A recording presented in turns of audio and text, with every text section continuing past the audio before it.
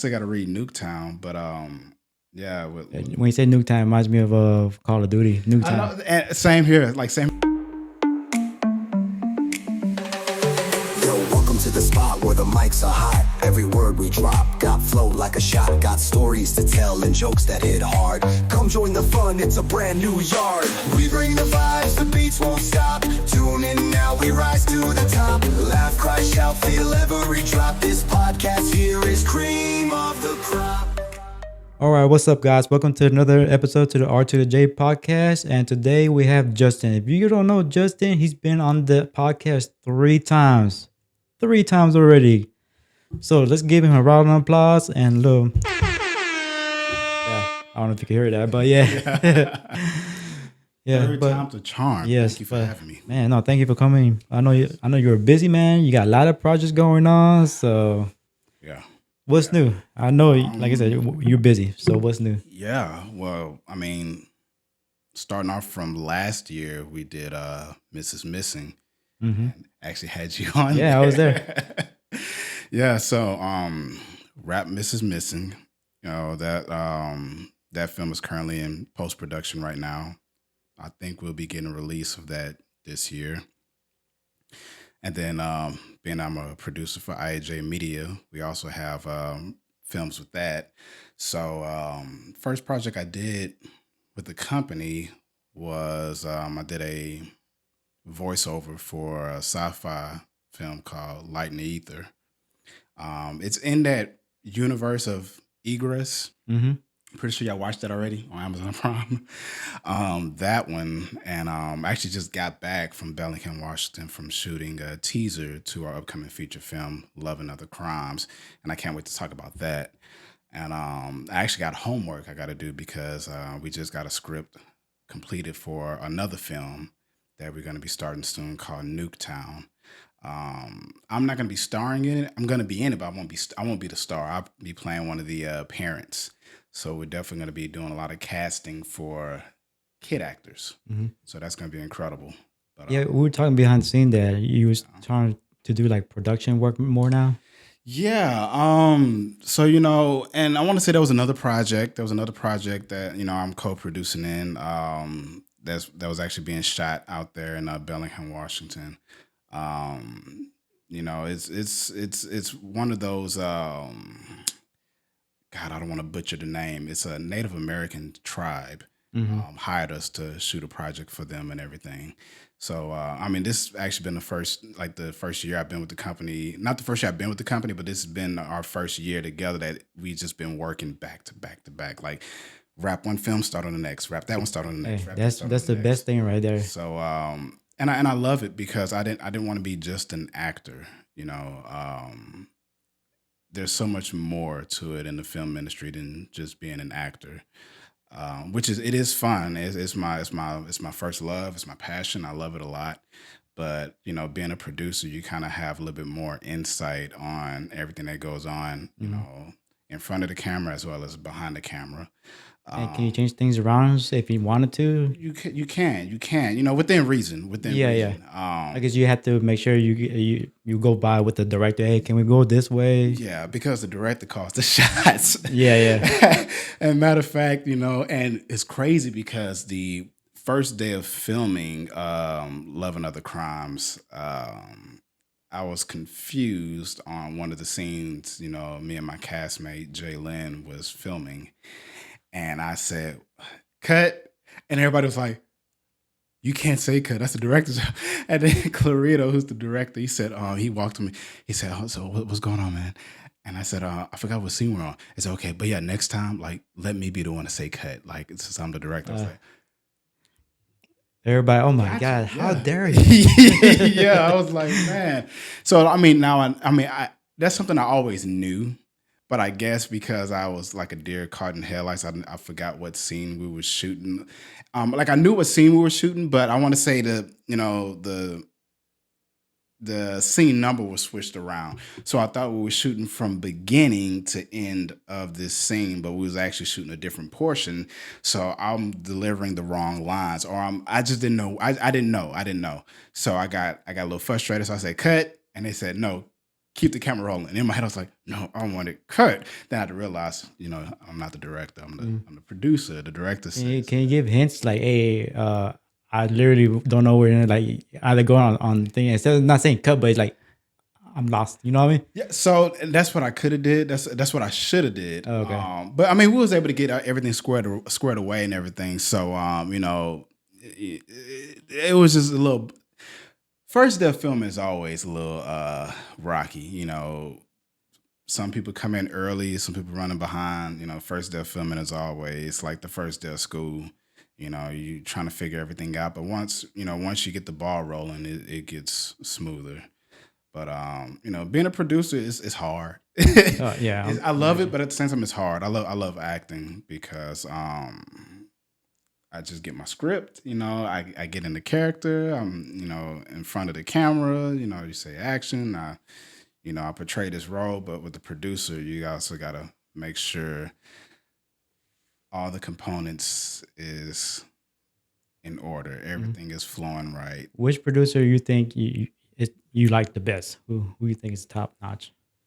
Mm, that's hard because Me personally, I like Jerry Bruckheimer. Is it Jerry Bruckheimer? I think it is. Jerry, yeah, Yeah. Jerry, yeah, he's pretty good. I'm not gonna lie, so I don't have a favorite as far as like you know up there because I had to talk with the team, Clarito and Christina. So it's a three people crew in IJ Media, and I love it. I love every bit of it.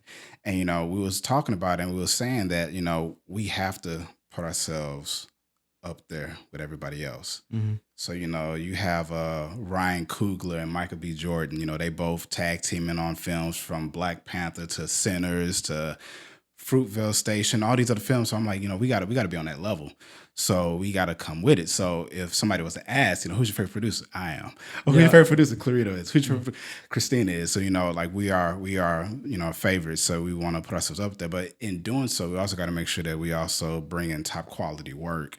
So it's a lot that goes into it being a producer because you don't want to be mediocre. You want to make sure that you got all your eggs, all your ducks in a row. You got to make sure you have a great cast, a great crew. You got to make sure that the funds is there and everything. That's another thing about being a producer. You pretty much helping out with the finances, the casting, the location.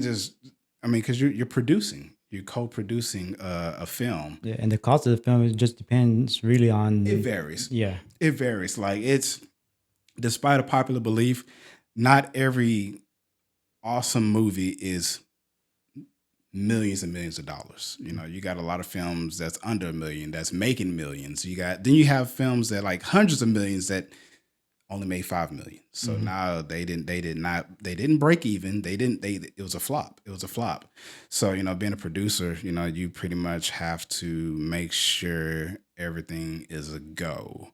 And when we was doing Love and Other Crimes, the teaser, it was, I'm not gonna say it was frustrating, but it was a lot because, I helped with casting. We all helped with, the getting the investor on board and everything. But I also needed time. I needed time away from the producer hat so I can prepare for my character Noah Thomas. And I can't do acting and producing at the same time. So it's like when it comes to acting, everything is mental. Everything you memorizing the lines, creating a character. How does he talk? How does he walk? How does he? Just who is he? Who is Noah Thomas? So I remember I talked to Clarito and Christina. I said, do y'all still need me on the producer side? Because I need to get ready. I need to get the physical side. I need to get the mental side. So they gave me my break to just focus on the creative side. And every now and then, like during some of the other days of filming, Clarito he'll walk in while I'm in hair and makeup, and he'll say, "Hey, can I get you to take off your actor's hat and put on your producer hat right quick?" I say, "Sure, what you need." And he'll run things by me, and I love that. I love the respect. I love the mutual respect because he's pretty much valuing my position as a producer. So and I'd either be like a yay or a nay. I said, no, I understand where you're coming from. Yeah, let's do that. And I don't want to talk what that is, but the fact that he definitely values my position as a producer. And you So guys been working together for a while now, huh? yeah, we've been working together for some years, and it's like even though we're business partners, we are brothers. We're like blood could make us any closer. I've been knowing Clarito and Christina since 2021. So that's like what 4 years for 4 years now. But it feels like it's been longer. They've when they flew out here, they've been to my house, fly out there all the time. I'm at their house and everything. It's the love is there. The love is Yeah. there, and the Do they respect. live in California or They live in Bellingham, Washington, Washington? where Okay. it's constantly cold. It's cold. Like when I went there at the beginning of May, I had peak coats, sweaters, all types of jackets and everything, man. And coming back out here to Southeast Texas, all this heat. Sweating your ass off. Yeah, it's Man. humid, man. It's crazy. Yeah. That's what thinking to everybody. When I was living in Birmingham, they thought over there is really humidity, but you guys Right. don't know the Gulf. Yeah, it's crazy. It's crazy. But yeah, I'm really excited about this crime drama romance film, Love and Other Crimes. And it's crazy because the writer of this movie that IAJ Media producing is the same writer who wrote Mrs. Missing. Mm. So and it's crazy how it works because I tell a lot of aspiring actors and actresses that network. In this business, there's no room for shyness. Mm-hmm. There's no room for shyness at all. In reality, that's one reason why I wanted to start this podcast. Yeah. Network with people and never know what's going to develop with one of your guests. Yes, because I remember when we was filming Mrs. Missing, and at the time, and I could talk about it now. It's no secret. It's on IMDb. We had just got Michael Beach attached to Egress, playing the role of Vic, who is my character Adam Huxley's mentor. Still excited about that. Can't wait to film that. But I was talking to Brandon Newman, who's the writer of Mrs. Missing. I said, "Yeah, we have a lot of projects coming. We're gonna be looking for a writer for Nuketown." And he said, "Oh man, like you should put in a good word for me, man." I said, "Yeah, absolutely. Matter of fact, that's one of the perks about working on these films is networking because you never know who you bump into. I might work with you on the next project, or I might work with you on your project or whatever. So and the film industry is really built on a lot of relationships, a lot of friendships. It's not just about what you know, but it's also who you know.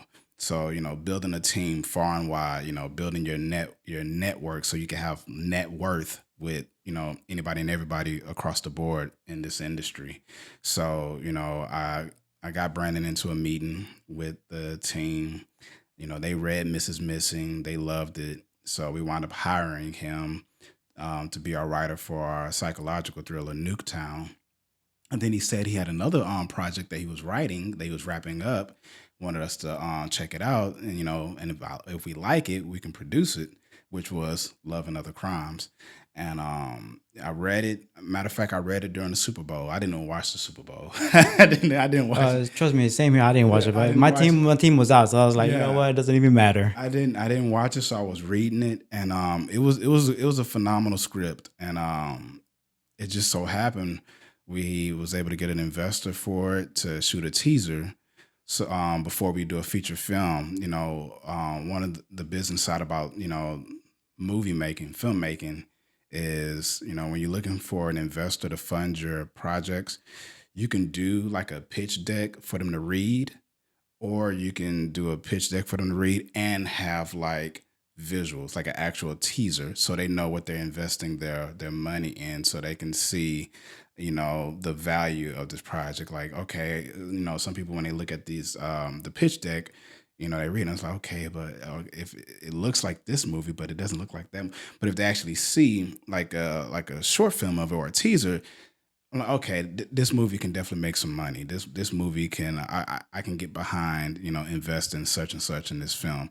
And so that's what we've been doing. We don't just do just like PDF files to investors. We'll actually get like smaller investors to invest in the teaser so we can shoot it, pitch it off to network television, streaming platforms and all that stuff and everything, so they can get the licensing and then they can fund it for more. And then we have a feature film. That's pretty much one of the best routes we've been going with, and it's been working for us ever since, really. But yeah, so we got the teaser done for Love and Other Crimes, and dang, Brandon, man, he's such a freaking great writer. Like the dude can write, man. I still got to read Nuketown, but yeah, When you say Nuketown, it reminds me of Call of Duty. I Nuketown. know. And same here. Like same here. Every time when I talk about it, I'm like, Call of Duty. Mm-hmm. I think about Call of Duty, but no, it's nowhere near like Call of Duty. Yeah. Though. But yeah. So it's with Love and Other Crimes. I was able to watch some of the clips when we had an investor meeting last week, and I was able to watch some of the scenes, and I was like, man, everybody's really in their bag. Everybody's doing good. I'm like, these folks can act. Everybody can act. I don't know if we talked about this, that you don't want to peg yourself in just one genre, right? You kind of dabble Yeah. here and there. Yeah, so Love and Other Crimes is my second film where I have a love interest. My character Noah Thomas, he meets this waitress, Shay Matthews, played by Jalen King. Is it King or is it Sierra? It's one of my, I don't know, because in the email it's King, Facebook it's Sierra. I don't know. Don't hate me. Don't judge. Yeah, don't judge. See, I texted her. I said, "Hey, is your last name King or Sierra?" I should have known this. I mean, producer mistake. Anywho, don't judge me. But no, yeah. So, Noah and Shay, they hook up and everything, and it's pretty cool. The chemistry. It works, man. I love every bit of it. It's different from the action films I did, like Egress or Meteor, 90 Feet from Home. Is different because now I have to really be more than just the action pack guy. Now I got to dabble into love and feelings and all that stuff. What we guys don't want to do.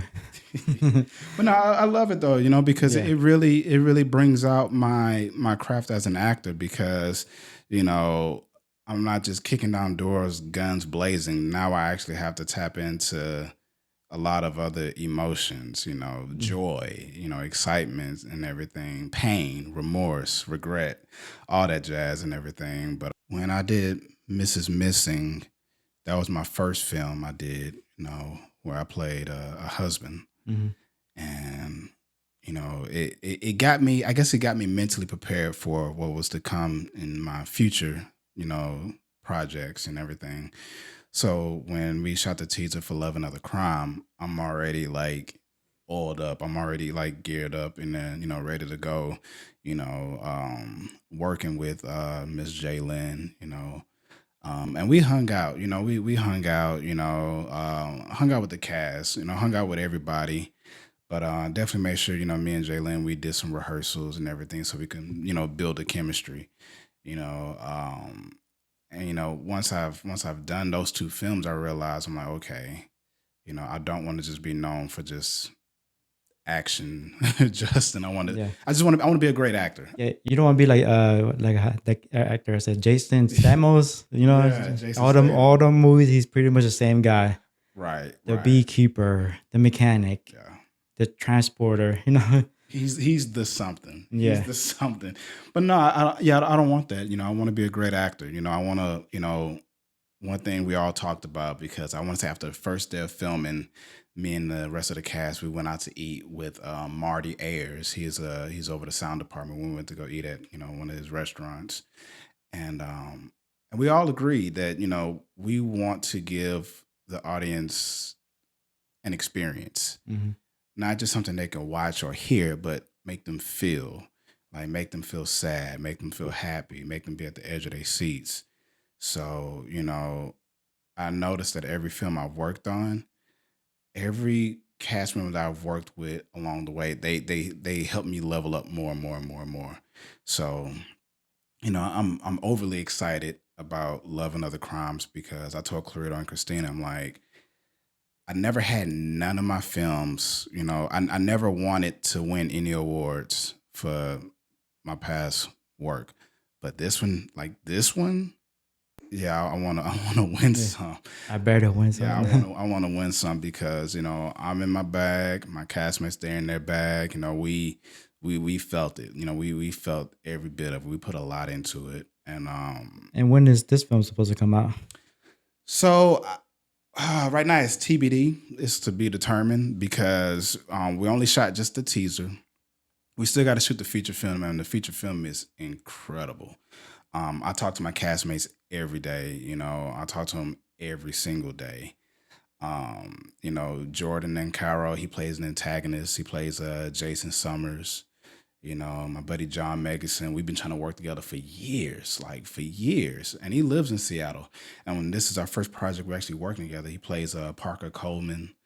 Of course, Jay Lynn, she plays Shay Matthews. Jay Lynn, she's something. She is something. She's been clowning me every day on set, man, like calling me old and all that stuff. But nah. Antonio Smith, he plays Xavier. He plays the antagonist, right hand man. Um, who else? I hope I'm not leaving anybody out. Yeah, because if you do, they're gonna come back. It's like, They why? gonna message me. They're like, How man, you forgot me? how you gonna forget me, You're my man? brother. Like, yeah. But oh man, am I leaving anybody out? I don't think so. Yeah, If he does, guys, sorry. yeah, like It's the pressure. John. It's part of the heat, you know. It was John, Antonio, Jordan, Jalen, myself.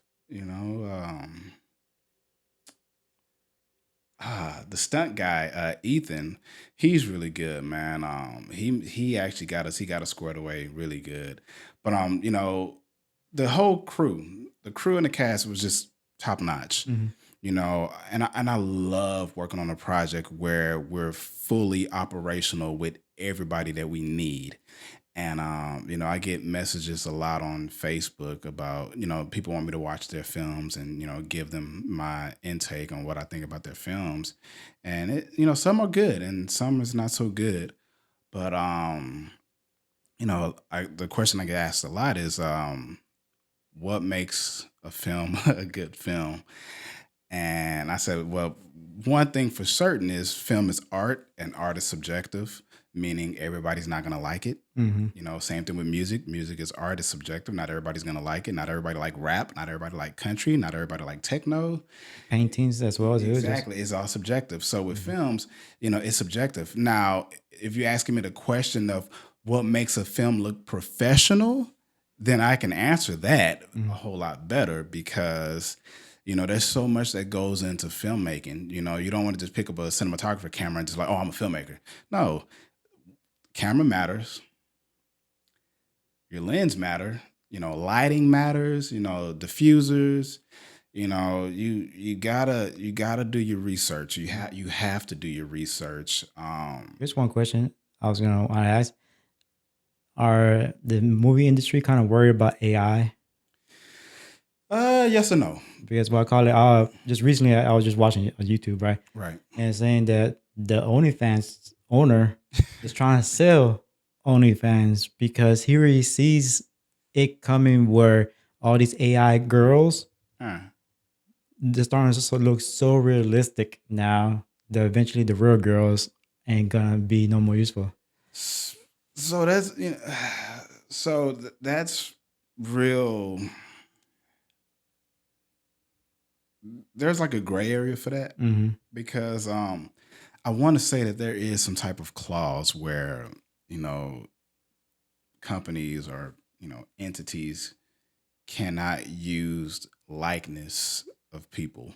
I mean, Yeah, yeah. I mean that smells like a lawsuit. Yeah. Unless you as the person actually give your rights to, I think Bruce Willis is doing that, right? I believe so. Yeah, he has this, this illness. That's unfortunate. But yeah, I do recall that he gave up his likeness for future projects to kind of have him in a AI rendered Yeah, form. and I think he did it just because I think all the proceeding will go to his family. I'm guessing that's how it's gonna work. I'm not 100% sure. The thing is about AI though, man, it's like you can't top old fashioned flesh and blood creativity. Hmm.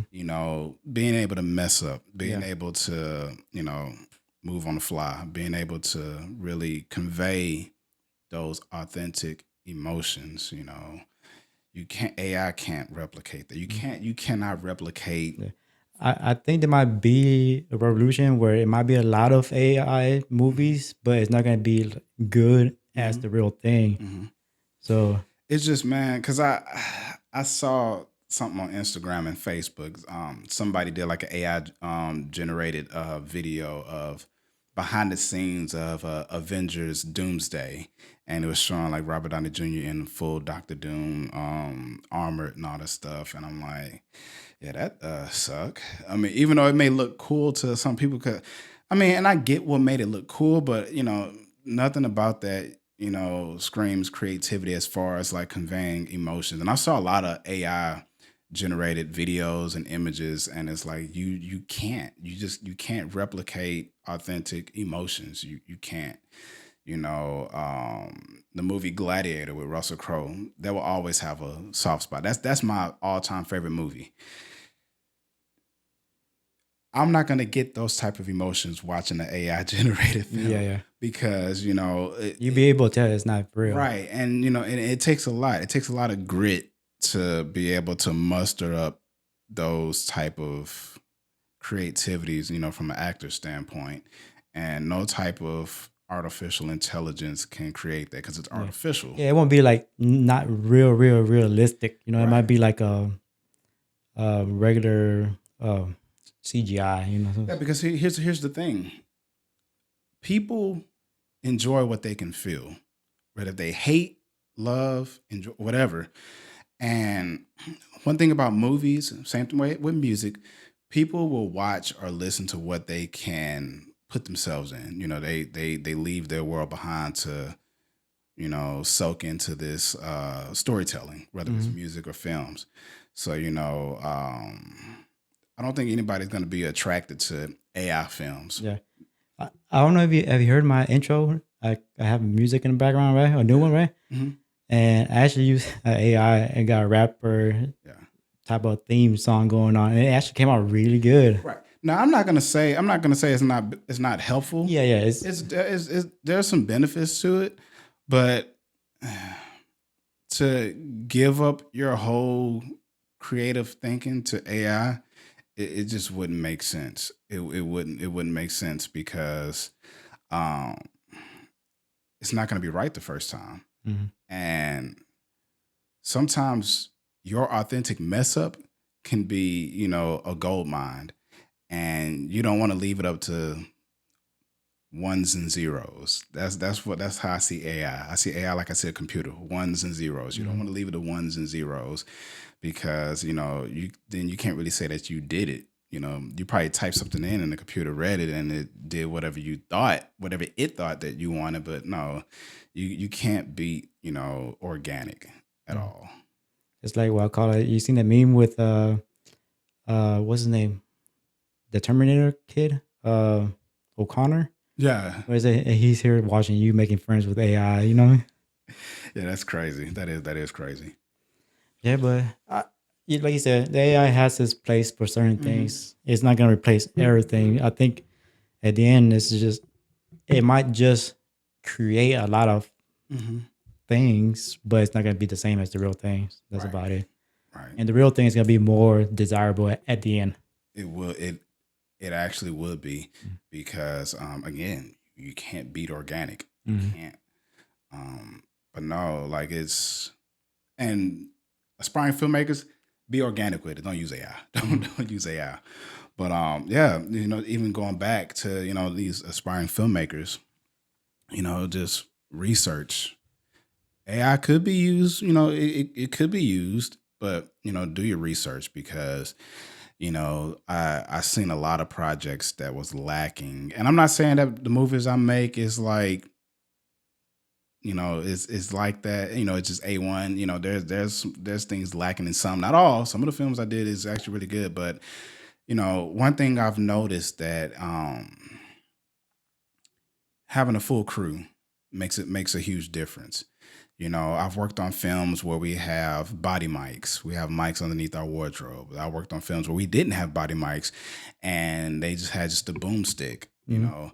Then I worked That's what on we did in Mrs. This Is Missing. Missing. Yeah, Yeah, because I was wondering what they were doing because we did a take and then they came back and apparently started taking sound. right. And then I worked on a film ages ago where there was no body mics, there was no boomsticks, it was just DSR cameras. Oh, really? So In those cases, you have to go back and record your voice. and we didn't even do ADR. It was What is it called? ADR? yeah ADR. Okay. I want to say don't kill me for this. Automatic dialogue replacement. Oh, okay. So automated. But yeah, and the cast was great. The conviction was there, but it wasn't properly executed because, the production was lacking a solid crew. It was lacking the right direction to execute it, so it was I don't think anybody will ever see the light of day of that reel of mine. That's Mhm. like, is it on my resume? Yeah, it's on my resume. But as far as my reels, no, Yeah. no. I make sure I like all my stuff like top quality. But yeah, so yeah, body mics, boom mics, all that stuff. Yes, lighting makes the biggest Oh, difference. yes. If you want your movies to look professional and not look like a cheap Tubi movie made with an iPhone, lighting is everything. Lens is everything. You know, And hasn't somebody actually recorded a movie with an iPhone? yeah, they Okay. did, but I don't know how it came out. now I want to say it came out really good because they also, I'm pretty sure they had the funds for post production. So post production makes a huge difference too. There's where the magic is Yeah, created. that's where the magic happens. The color grading, the sound, all that stuff. Oh, the color grading Yeah, just changes everything it right there. does. Because I saw movies that had bad lighting. I saw films that had poor camera lenses. I saw films that didn't have any mics or anything, so it's like the sound wasn't even there. Yeah. Or like you said, the grading for a Yes. certain scene or whatever, it might just throw off the whole scene just because It of the grading. does. And it's like, if the director has to have a vision, because the director runs the production. So the right director has to have the vision of how that story needs to be told. And the cinematographer, which is also the DP, the director of photography, they have to coexist to, okay, I see the vision. I have that same vision. This is how we're going to shoot it. You have your master shots, which is your wide shot, and then you have your close-ups and everything. When I did the film with the DSR cameras, it was just all master shots. So there wasn't no close-ups to actually show our emotions, or it was God. Have the movies you done so far they have like drawing panels? Or, The storyboard, Yeah. yes, Okay. it has. it has That's to. another thing.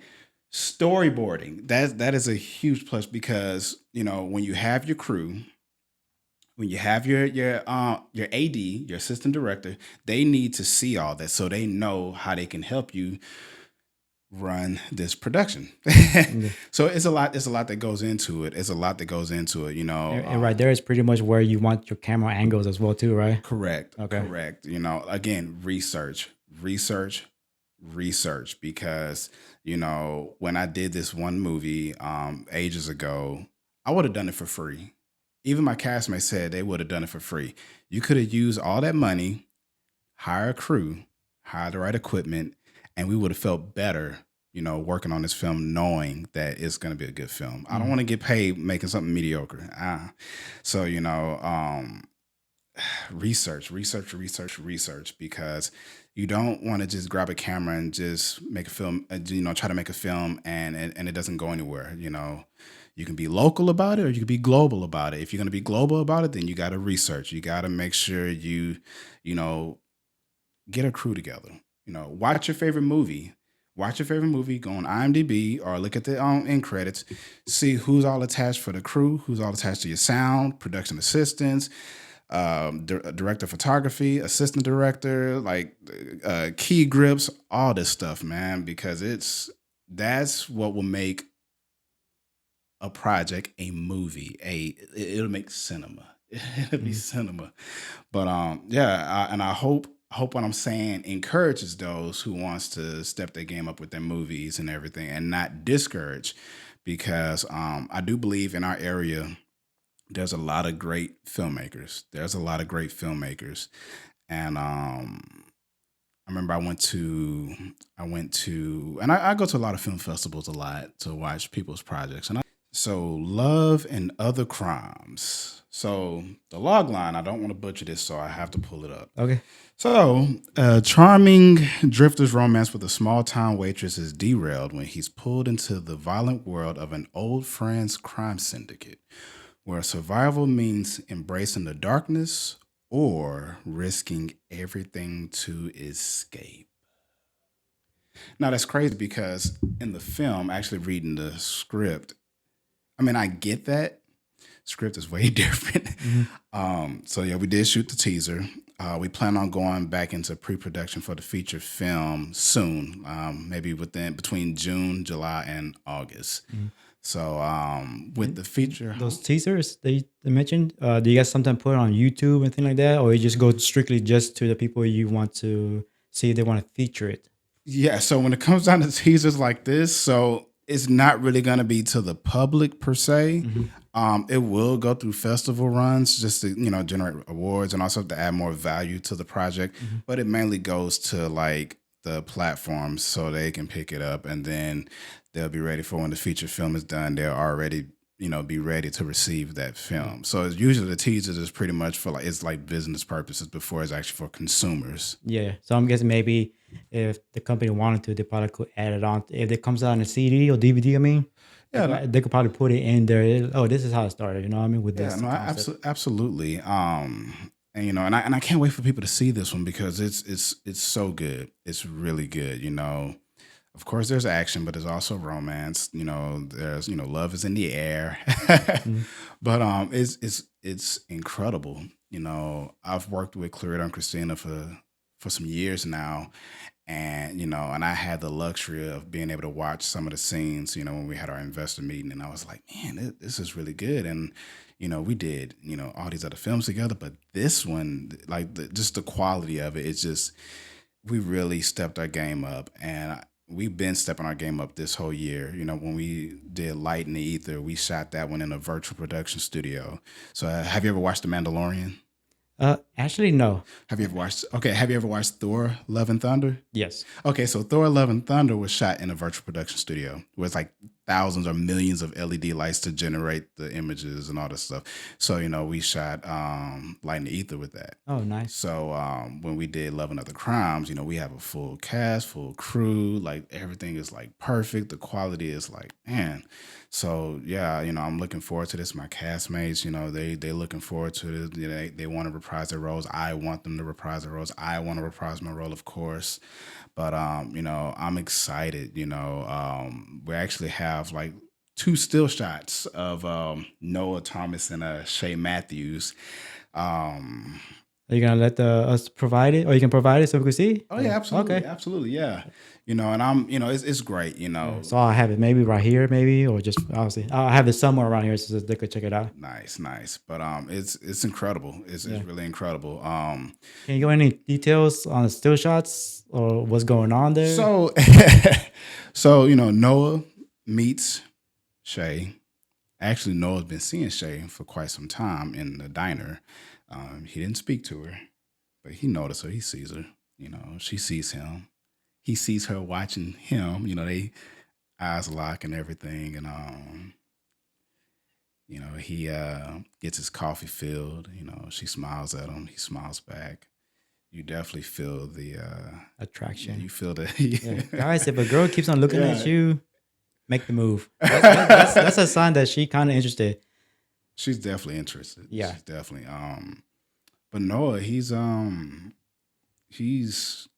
thing I can't say without actually spoiling it. Noah definitely feels like himself when he's around Shay. He definitely feels human Hmm. when he's with Shay. Shay brings out that hope, everything he ever wanted. They just click. But that's all I can say. I can't Yeah, say yeah, nothing yeah, yeah. else. You don't want to spoil it, you know. I mean, of course you're not. But yeah, no, it's good though. Man, Jordan's character, Jason, like he's God, he does such a stellar performance. Like he's the antagonist of the film, and his portrayal, Jordan's portrayal as Jason Summer is phenomenal. Same thing with my buddy John. His portrayal as Parker is phenomenal. Antonio's performance as Xavier, phenomenal. You know, Jay Lynn's performance as Shay, phenomenal. Like, I mean, and I'm not knocking like my former castmates from, prior films that I did with them. Like, they all did like stellar performances, and I want those to go the distance too. But as far as, talking about the Right Now project, I'm like, man, everybody did their thing. And I can't wait for everybody to watch this, because if they're ready to watch Mrs. Missing, I know they're going to be ready to watch Love and Other Crimes. And, soon as we get things going with the feature film, we can start having an ETA on a release date and all that. I'm looking forward to it. Yeah, big shout out to the team, IAJ Media. We've been busy. Hmm. We've been so busy, film after film after film, just meetings every week, just trying to get everything together. Yeah. So, And when this new project is done, are you guys gonna where you guys gonna do the premiere at? that is a very good question. I'm pretty sure that we may do a premiere in Bellingham, because that's what we did with the first Egress. Hey, that's in Washington, you said, Yes, right? that's in Washington, and I'm sure we're gonna do a premiere out here in Southeast Texas. I mean, it's only right. But it is gonna get some festival runs, so we definitely gonna be having it, submitted to festivals, in Texas, everywhere really. This is something that we really believe in, that we really want to step our game up, as far as not submitted it to just any festivals, but the right ones that have the right recognition, attached to it, Yeah. because it's time to start thinking global and not local. So Yeah, yeah. we definitely, we cranked it up like a lot. So yeah, we're ready. Yeah. So any last words for the viewers? Or you have I don't know how much I don't know, it's short on time or anything. Did I discuss everything?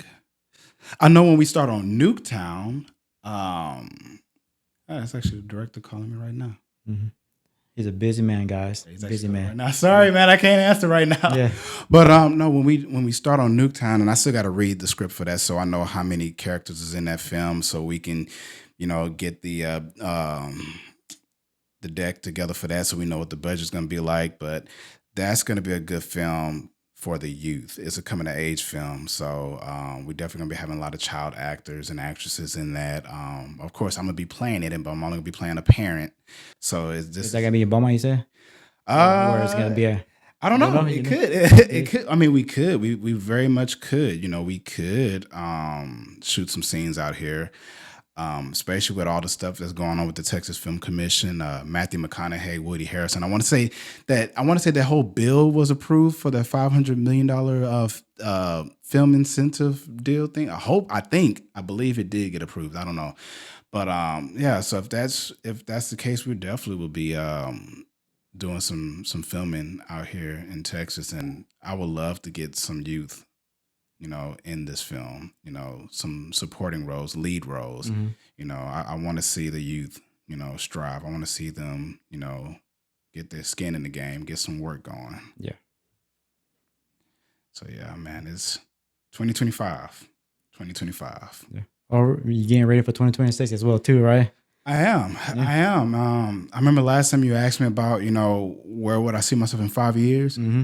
It's the same thing, same exact thing. But just right now, talked about that last year. So this is a new year. Plans is in motion. Everything is going according to plan. I'm excited. I'm just ready. I'm just ready. I'm ready to get back on set. I'm ready to finish these movies. I'm ready to get these awards. I'm ready to do everything, put people on, everything. I'm just ready. Ready. And if you ever need an extra, I'm there. I'm always there. Man, I think I have a bigger role. I believe I have a bigger role for you on this next. Am I getting killed? Oh.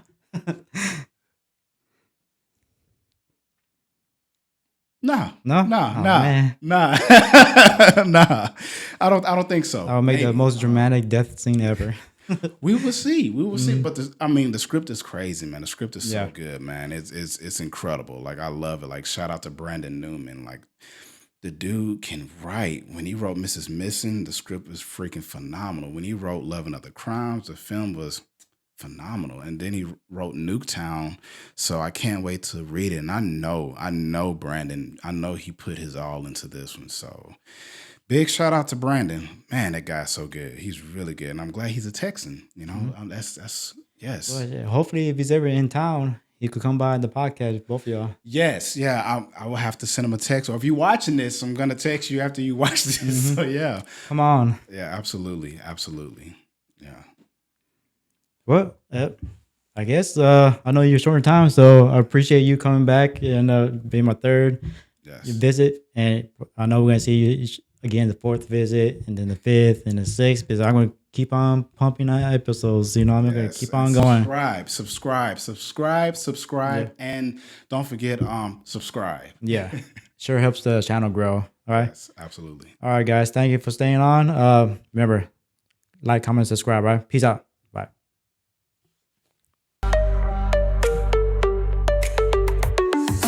Breaking news or cool interviews, we keep it real, no scripted cues. From wild debates to heartfelt tales, strap in tight, this train never derails. We bring the vibes, the beats won't stop. Tune in now, we rise to the top. Laugh, cry, shout, feel every drop. This podcast here is cream.